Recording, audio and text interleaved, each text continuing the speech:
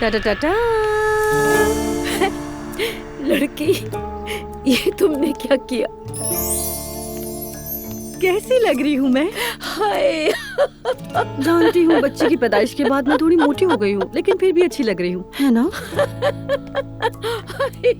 Naila, Naila, अल्लाह तुम्हें खुश रखे। बहुत दिनों बाद तुमने हंसाया है मुझे।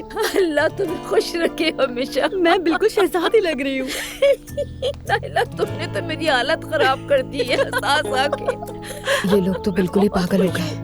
बिल्कुल आटे की बोरी लग रही है नायला। कितना सुकून मिल रहा है।